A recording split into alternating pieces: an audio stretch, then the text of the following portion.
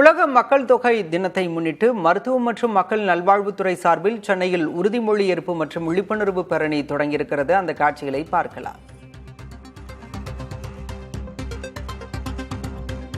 உலக மக்கள் தொகை தினத்தை முன்னிட்டு மருத்துவம் மற்றும் மக்கள் நல்வாழ்வுத்துறை சார்பில் சென்னையில் உறுதிமொழி மற்றும் விழிப்புணர்வு பேரணி தொடங்கியிருக்கிறது. சபாநாயகர் ஜேசிடி பிரபாகர், மக்கள் நல்வாழ்வுத்துறை அமைச்சர் அருண்ராஜ் உள்ளிட்டோர் பங்கேற்றிருக்கின்றனர். தாய்நாட்டின் மொத்த மேம்பாட்டிற்கும் தாய்மார்களின் நல்வாழ்விற்கும் என்னை நான் முழுமையாக ஈடுபடுத்திக் கொள்வேன்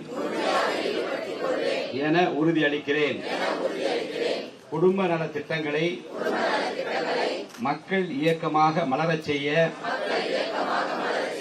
என்னை நான் முழுமையாக அர்ப்பணித்துக் கொள்வேன் என்று உறுதியளிக்கிறேன்.